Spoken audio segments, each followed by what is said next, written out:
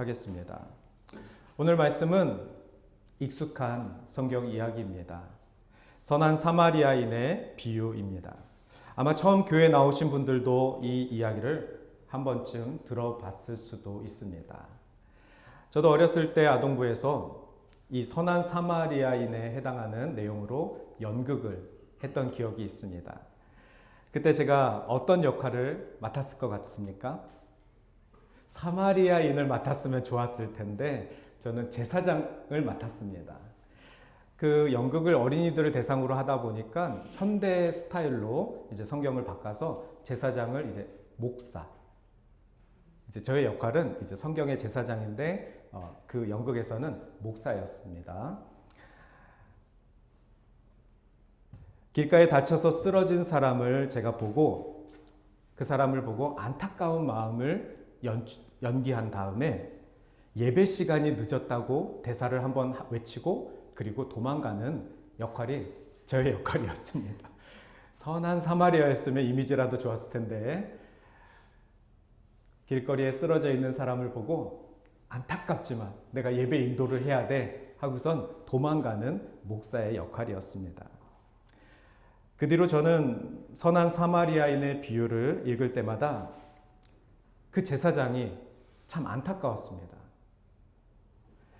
그때 그 제사장이 다친 사람을 보고 좀 더 오래 머물렀더라면, 그 아파하는 사람을 조금 더 사랑했더라면, 아마 우리는 오늘 선한 사마리아인의 비유를 듣는 것이 아니라 선한 제사장의 비유를 듣게 될 것입니다.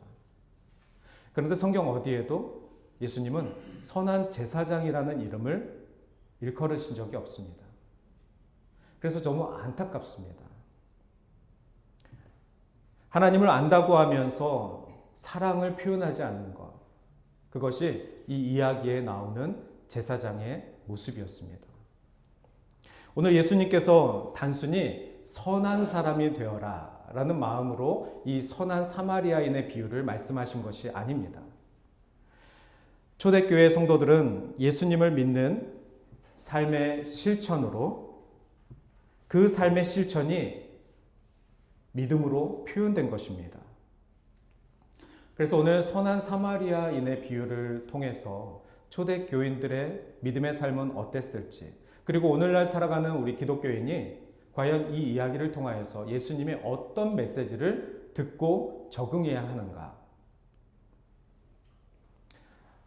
세 가지를 말씀드리겠습니다. 첫 번째로, 굳어진 믿음은 사랑이 없습니다. 오늘 말씀 전에 보시면 25절입니다. 어떤 율법교사가 일어나 예수님을 시험하여 이르되 라고 이 이야기는 시작을 합니다. 예수님 앞에 율법교사가 나타나서 예수님을 시험하려고 예수님께 접근한 것입니다. 여기서 이 시험하다는 단어는 원문에서는 넘어뜨리다 라는 단어입니다. 누군가 여러분들을 시험하려고 한다는 것은 여러분들이 어떤 상황 속에서 넘어지길 바라서 고의적으로, 의도적으로 접근하는 것입니다. 그런데 성경에는 이 율법교사뿐만이 아니라 여러 장면에서 예수님을 시험하는 일들이 있었습니다. 예수님이 처음 공생의 사역을 시작했을 때 사탄의 시험을 받았습니다. 돌을 떡으로 만들어라. 높은 곳에서 뛰어내려라. 나에게 절을 해라. 예수님이 받으신 그 시험을 통하여서 하나님의 아들이신 예수님도 시험을 받는데 우리도 이 땅에 살면서 공중권세 잡은 자들의 시험을 끊임없이 받고 있다는 것을 우리가 깨닫게 됩니다. 그런데 예수님은 이뿐만이 아니었습니다. 가이사에게 세금을 내는 문제에 대해서도 예수님께 시험하였습니다. 또한 가늠한 여인, 율법에 의거하면 저 여인을 돌로 치라고 나와 있는데 예수님은 저 가늠한 여인을 어떻게 해결하시길 원하십니까? 이것은 저 여인에 대한 어떤 해결을 바라는 것이 아니라 율법을 예수님은 어떻게 대항하고 있는지에 대한 시험입니다. 이렇게 성경은 곳곳에서 예수님을 시험하는 자들이 나타납니다. 오늘 율법교사는 말 그대로 율법, 하나님의 법을 교사, 가르치는 자, 전문가입니다. 하나님의 말씀의 전문가인 사람이 예수님을 시험하고자 다가왔습니다. 그러니 어떤 시험의 내용이든 좋은 뜻은 아니었겠죠. 그 사람이 이렇게 시험합니다. 내가 무엇을 하여야 영생을 얻으리까?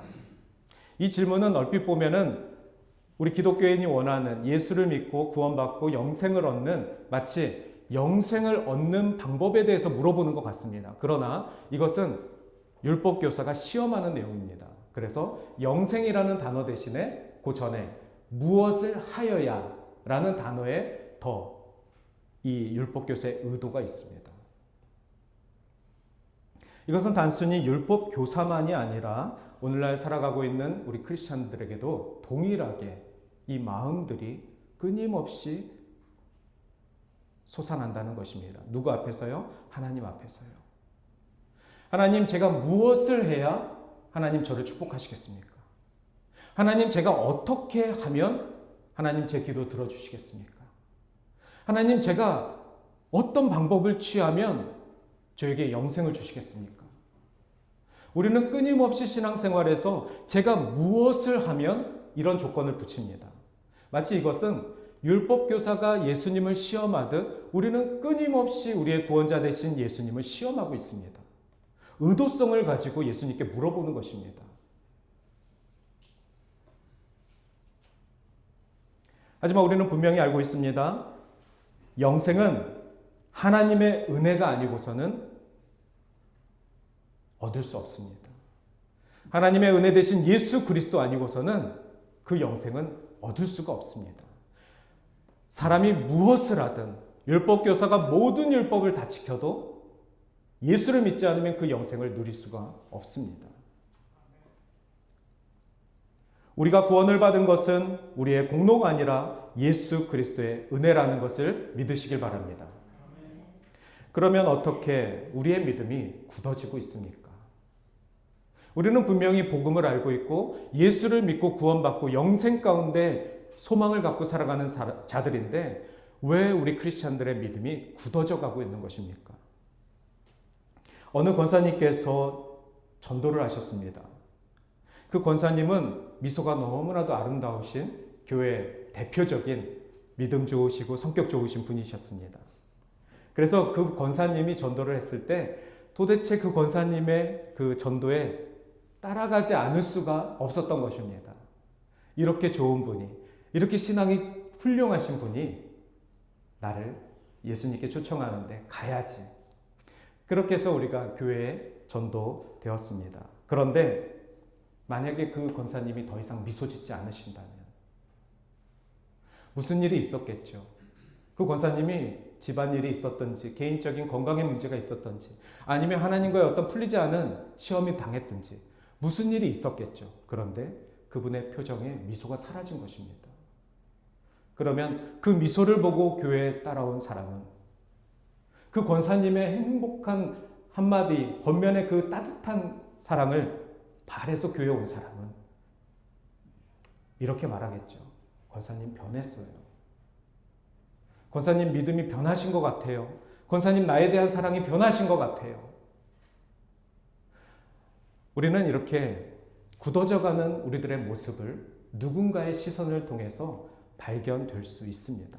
누군가 여러분들의 표정을 보시면서, 여러분들의 삶을 보시면서, 여러분들의 믿음의 삶을 보시면서 용기를 내어 말할 수 있다면 어떤 피드백을 들으실 자신이 있으십니까? 초대교회 성도들도 그랬습니다. 처음에 성도들은 예수님을 믿는 것이 목숨을 건 일이었습니다. 예수를 믿고 예수를 주라 고백한 자들은 붙잡혀갈 수도 있는 상황이었습니다.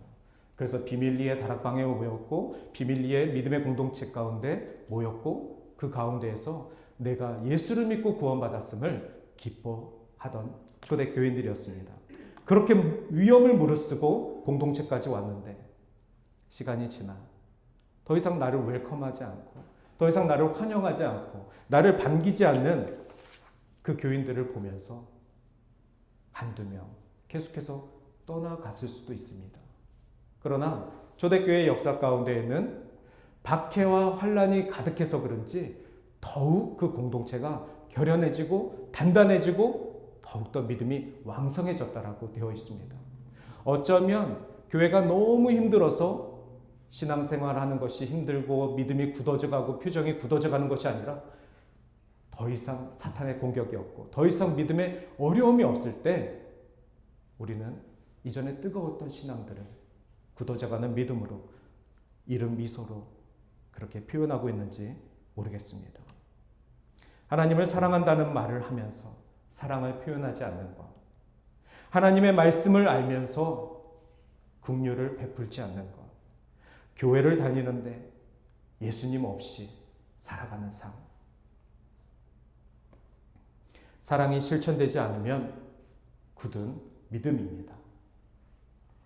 그래서 예수님은 다시 질문하십니다. 그 율법교사에게. 율법에 무엇이라 기록되었으며 너가 어떻게 읽느냐? 이것이 예수님께서 다시 물어보신 것입니다. 율법교사야, 너가 잘 알고 있는 그 율법에 뭐라고 쓰여있니?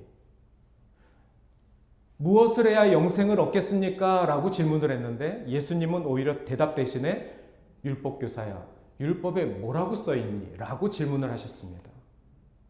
그랬더니 율법교사가 본인이 답을 합니다. 뭐라고 대답했냐면 하나님을 사랑하고 이웃을 사랑하라고 나와 있습니다. 이미 신명기와 레위기에서 하나님이 말씀하셨고 이스라엘 사람들이라면 그 말씀의 중심을 가지고 살아가는 사람들이었습니다.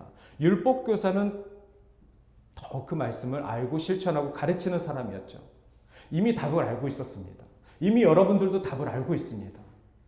어떻게 하면 영생을 얻습니까? 하나님을 사랑하고 이웃을 사랑하면 됩니다.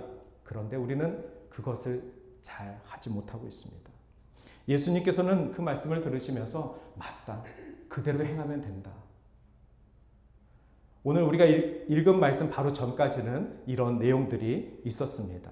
그래서 신앙은 아는 것이 아니라 행하는 것이라고 말씀드리고 싶습니다. 단지 아는 것으로만 그치는 것이 아니라 하나님을 사랑하는 것은 아는 것이고 이웃을 사랑하는 것은 실천하는 것입니다. 초대교회 성도들은 말씀을 연구만 하지 않았고 그들의 삶을 통해서 실천하며 이웃을 품고 돌보고 그들 안에 예수 그리스도의 은혜와 기쁨이 넘치도록 도와줬던 것입니다. 두 번째는 실천하는 사랑이 바로 이웃입니다. 아무리 좋은 이웃이라고 해도 표현하지 않으면 그 사랑을 어떻게 알겠습니까?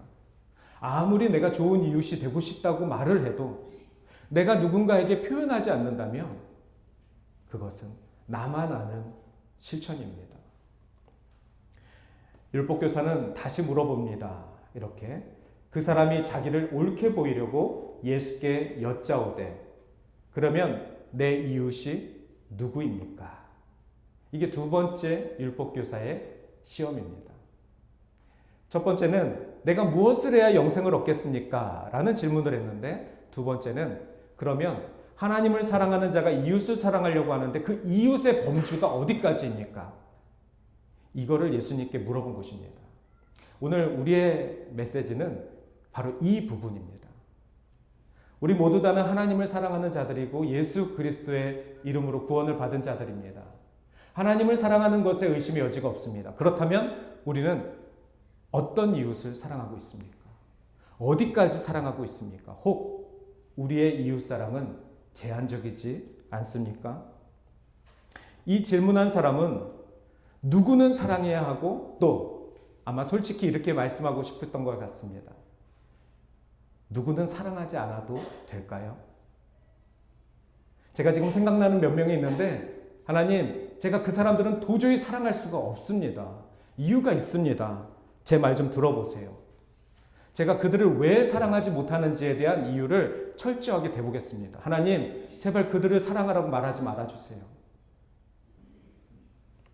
이 사람도 자기를 옳게 보이려고 예수님께 여쭤봤습니다. 이것을 영어 성경에 보니까 to justify himself라고 나와 있습니다. 자기 자신을 정당화한다는 뜻입니다. 자기 자신을 옳게 보이려고 한다는 뜻입니다. 저는 잘못된 게 없습니다. 제가 잘못한 거 없으니까 제가 하는 말을 좀 들어보세요. 근데 누구에게 말하고 있습니까? 예수님께. 우리의 신앙이 가끔은 하나님 앞에 기도하러 나와서 하나님 앞에 내 자신을 옳게 보이려고 할 때가 있습니다. 하나님께 기도하는 자가 하나님 앞에 저는 잘못한 게 없습니다, 주님. 그러나 주님이 우리의 죄를 용서하셨음에도 불구하고 우리는 이 땅에 사는 한 끊임없이 죄의 본성 가운데 살아가고 있습니다. 끊임없이 죄를 지을 수 있는 가능성과 자유의지를 우리가 안고 있습니다. 그러니 순간순간 예수 그리스도를 의지하지 않고 내 자신의 죄성을 깨닫지 못한다면 우리는 그 어떤 순간에도 죄 없이 살아갈 수 없는 자입니다. 그런데 어느 순간에 우리는 죄가 없이 의인의 모습으로 하나님 제가 옳은 자입니다. 제가 이 문제에 대해서 저는 저를 옳게 표현하고 싶습니다. 이렇게 주장할 수 있겠습니까? 오늘 이 말씀을 준비하면서 지금 우리가 살고 있는 토론토 땅 그리고 우리 지역을 한번 생각해 봤습니다. 우리 지역이 이제 킬 로드에 있습니다. 그리고 이제 핀치 선상으로 올라왔습니다. 지난 주일날 제가 이전 감사 예배를 드리고 이렇게 소식들이 많이 전해진 것 같습니다. 그래서 주중에 몇 분의 목사님은 연락이 오셔서 축하한다 라고 말씀을 전해주신 분들도 계시고 그 중에 어느 한 분은 저에게 이렇게 물어보십니다. 참 목사 근데 어디로 이사 간 거야? 네, 여기랑 여기 키라고 핀치 지역입니다. 그래. 근데 왜 글로 갔어? 네. 뭐 짧게 말씀을 드렸습니다. 그랬더니 거기 키를 핀치면 제인 핀치랑 가까워서 위험한 동네인데 그분은 순간 저희가 원래부터도 킬에 있다는 사실을 모르셨나 봐요. 갑자기 제인 앤 핀치가 위험하다는 사실을 저에게 알려주시더라고요. 물론 그 대화는 거기서 끝났습니다. 토론토 교회가 사랑해야 할 이웃을 제한한다면 영핀치는 안전한 곳입니까? 바델스트 핀치는 천국입니까? 저희 동쪽의 케네디 핀치는 어떻습니까? 제인 앤 핀치에 대한 언급을 왜 하셨는지는 이해가 됩니다. 그러나 이 지역도 안 되고 저 지역도 안 되고 저 로드도 안 되고 이 로드도 안 되면 하나님의 교회는 어디 서야 되는 것입니까?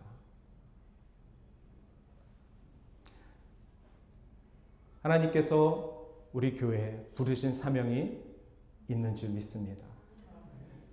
그리고 이 지역 가운데 하나님께서 이 교회를 통하여서 등대의 역할을 세우시고 그리고 빛과 소금의 역할을 감당할 수 있도록 은혜 내려주실 줄 믿습니다.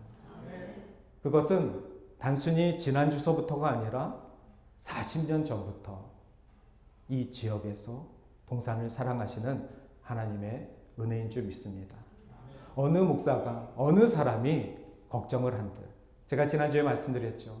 두렵고 후회되는 감정들은 우리 안에 중심 되신 하나님이 계시다면 잊을 수 있습니다. 하나님은 우리의 빛 되시며 우리의 소망 되십니다. 우리 주님을 바라보고 계신데 어떻게 우리 안에 어느 지역이든 우리가 두려워하고 후회할 수 있겠습니까? 세상 사람들은 그렇게 지역을 나눕니다. 그러나 교회마저도 그 지역을 나누면 정말 그 지역 가운데 사는 사람들에게는 누가 이웃이 될 수 있겠습니까? 오늘 특별히 다른 메시지도 아니고 선한 사마리아인의 비유를 우리가 들으면서 주님, 저희를 토론토 땅에 세우시고 보내시고 이 땅 전부 다를 구원하여 주시옵소서. 우리 교회가 이 땅 전부 다에게 예수 그리스도의 소망을 전하게 하여 주시옵소서. 그들이 우리의 이웃이 되는 것이 아니라 우리가 그들의 이웃이 되게 하여 주시옵소서.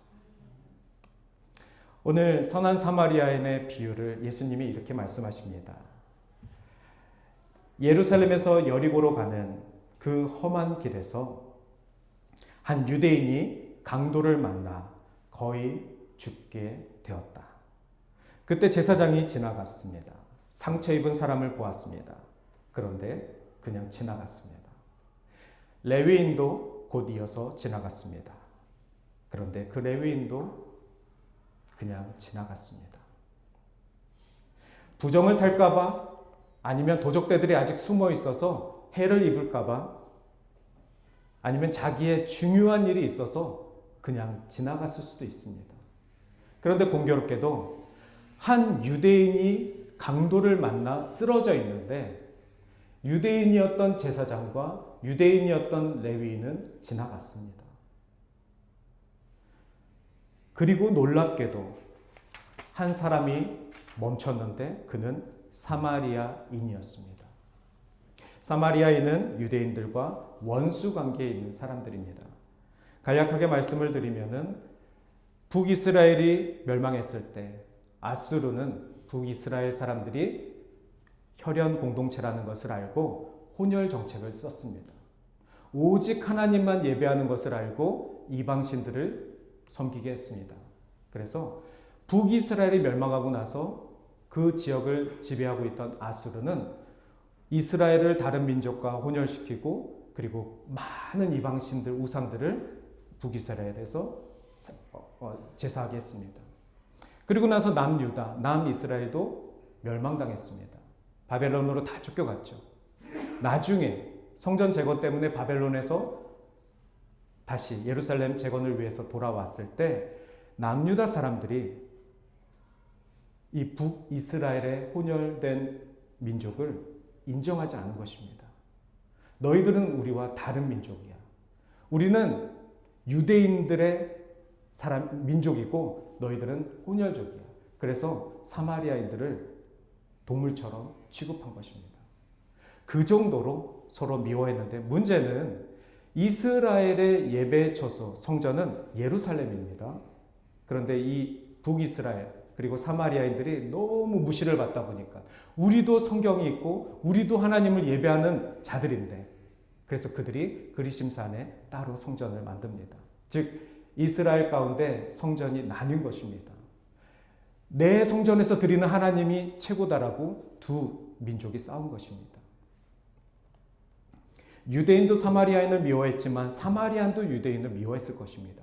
그런데 예수님께서는 이 이야기 속에서 유대인이 유대인이 다쳤을 때 제사장도 지나가고 레위인도 지나갔는데 너희들이 미워하는 사마리아인이 멈춰서 그를 돌보더라. 33절에 보시면은 어떤 사마리아인이 여행 중에 거기에 이르러 그를 보고 불쌍히 여겨라고 나와 있습니다. 사마리아인이 대단해서가 아닙니다. 그 사람 마음 가운데 성령께서 불쌍히 여기시는 마음을 주셨기 때문에 이것이 가능한 것입니다. 사마리아인이 뭐 대단한 민족입니까? 그 사람이 뭐 대단합니까? 그렇지 않습니다. 아파하는 사람을 보고 성령께서 그 사람에게 저 아파하는 자들을 불쌍히 여겨라. 이 마음을 주셨기 때문에 사마리아인이 돌본 것입니다. 오늘 이곳에 계신 여러분들도 동일합니다. 우리가 때로는 사마리아인처럼 무시를 당할 때가 있습니다. 어느 지역에 가면 우리가 사마리아인처럼 손가락질 받을 때가 있습니다. 그런데 또 어느 지역에 가면 우리가 또 유대인처럼 그 지역 사람들을 손가락질합니다. 그런데 성령께서 우리에게 불쌍한 마음을 주시면, 긍휼의 사랑을 주시면 아파하는 사람을 보고 우리가 사마리아인이건 유대인이건 한국인이건 캐네디언이건 불쌍한 사람을 보고 지나치면 안 되는 것입니다. 그 불쌍한 사람을 내가 의사가 아니어서 못 고친다가 아니라 성령께서 나에게 저 사람을 돌보라라고 부담감을 주시는데, 불쌍한 마음을 주시는데 그것을 외면하면 안 되는 것입니다. 그것은 성령을 거역하는 것입니다. 오늘 우리가 이 선한 사마리아인의 이야기를 들으면서 하나님 저에게도 성령의 충만함을 경험하게 하여 주시옵소서. 성령이 내 안에 가득 있어서 성령이 나와 함께 하셔서 내가 불쌍한 사람을 보고도 불쌍하다는 마음을 느끼게 하여 주시옵소서. 내가 연약하고 다친 사람을 보고 도와주고 싶은 마음이 일어나게 하여 주시옵소서. 사랑은 지식이 아니라 마음으로 하는 것입니다. 긍휼은 이론이 아니라 행동으로 하는 것입니다. 이 사마리아인은 상처를 싸매 주었습니다. 자기 짐승에 태워서 여관에 데려가서 자기 돈을 들여서 이 아픈 사람을 고쳐달라고, 돌봐달라고 부탁했습니다. 본인은 어디 갈 일이 있어가지고 2데나리온을 맡길 테니까 혹시라도 돈이 부족하면 나중에 내가 더 드리겠습니다. 이 사람 좀 돌봐주십시오. 이 2데나리온은 한 달 생활비라고 합니다. 여러분, 한 달 생활비 2,000불이면 2,000불을 누군가를 위해서 디파짓 해놓고 내 볼일 보러 간 것입니다. 그러실 수 있겠습니까? 그는 자신의 것을 아깝게 생각하지 않았습니다. 자신의 시간을 드리는 것을 아깝게 생각하지 않았습니다. 정성을 아끼지 않았습니다. 진심을 다해서 돌봤습니다. 사랑하는 동산의 성도 여러분, 오늘 우리가 조심해야 될 것이 있습니다. 첫 번째는 하나님을 잘 아는데 사람에게 관심이 없는 신앙입니다. 두 번째는 우리 교회 안이 거룩한데 교회 밖에서는 차가운 믿음의 삶을 살아가는 것입니다. 이것은 우리가 항상 경계해야 될 우리의 굳어진 신앙의 모습입니다. 예수님께서는 이 율법교사에게 너도 가서 이같이 하라. 마지막으로 초대교회는 예수님처럼 살았습니다. 이 사람을 돌봐주라. 더 비용이 들면 내가 돌아올 때에 갚으리라. 초대교회 사람들은 선한 사마리아 비유를 이렇게 이해했습니다. 이 이야기의 선한 사마리아인은 예수님을 뜻합니다. 그런데 오늘 현대교회에서는 이 선한 사마리아인을 예수님으로 비유하지는 않습니다. 왜냐하면 이 선한 사마리아인의 섬김은 대단한 일이지만 예수님이 우리를 위해서 하신 이유는 비교할 수 없기 때문에 그렇습니다. 선한 사마리아인은 아파하는 유대인 한 명을 돌봐줬고 2데나리온을 줬을 뿐인데 예수님은 저와 여러분 온 인류의 구원을 위해 자신의 몸을 희생하신 대속제물이 되신 것입니다. 그래서 이해할 수는 있지만 꼭 같은 것은 아닙니다. 그럼에도 불구하고 초대교회 성도님들은 이 선한 사마리아인의 비유를 통해서 우리 모두 다가 강도 맞은 자들입니다. 그리고 오늘 우리는 선한 사마리아인이신 예수님이 필요합니다. 이렇게 믿음으로 적용한 것입니다. 오늘 교회를 떠나서 여러분의 여리고 길로 가실 것입니다. 이 한 유대인도 예루살렘에서 여리고로 내려가는 길이라고 했습니다. 우리들도 오늘 성전을 나가 여러분의 세상으로, 가정으로 내려갈 것입니다. 그 길에서 강도 만날 줄 누가 압니까? 그 길에서 다칠 줄 누가 압니까? 그런데 한국인도 지나가고 내 가족도 지나가고 내 자식도 지나가는데 내가 평소에 손가락질했던 사람이 나를 앰뷸런스에 불러서 앰뷸런스에 태워서 응급실로 보내줄지 누가 압니까? 아마 그분에게 성령의 은혜가 충만해서 우리가 그렇게 도움을 받을지 누가 압니까? 오늘 말씀의 결론은 누가 내 이웃이냐가 아니라 내가 누구의 이웃이 되겠나? 여러분, 누구의 이웃이 되고 싶으십니까? 하나님을 사랑하는 여러분이 하나님께서 우리에게 주시는 그 부담감과 그 마음을 가지고 표현할 수 있는 모든 이웃에게 주의 은혜를 더하시길 바랍니다. 또 하나는 예수님이라면 어떻게 하셨을까? 예수님이라면 이 문제를 어떻게 이겨내셨을까? 예수님이라면 핀치 제인에 있는 사람들을 어떻게 대하셨을까? 예수님이라면 저 사람을 어떻게 대하셨을까? 오늘 선한 사마리아인의 이야기를 통해서 여러분이 오늘 선한 일을 하라고 말씀드리고 싶지 않습니다. 그런데 한 가지만 기억해 주십시오.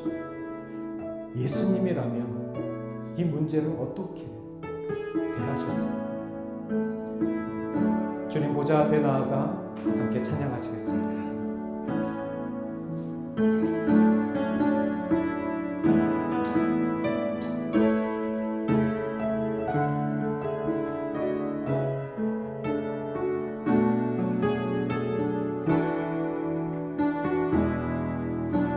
주님 보좌 앞에 나아가 참된 안식과 기쁨 나누리겠네. 경배하며 주의 얼굴 구할 때 신실하신 주님 찬양해. 신실하신 하나님, 신실하신 주,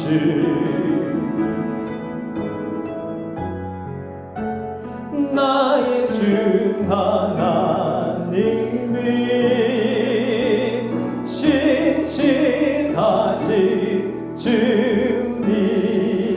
기도 들으시는 하나님, 기도 들으시는 하나님, 복음 관계 내 등불 내 노래시라. 주야에게 아래서 내 마음 쉬리. 신실하신 주님 찬양. 신실하신 하나님, 신실하신 하나님, 신실하신 주, 신실하신 주. 나의 주 하나님은, 나의 주 하나님은 신실하신 주. 평화 내려주신 하나님, 평화 내려주신 하나님, 나로 고통받는 자를 위로하게 하소서. 나의 평생에 주의 사랑을 전하리. 신실하신 주님 찬양. 신실하신 하나님, 신실하신 하나님, 우리 주님은 신실하십니다. 신실하신 주,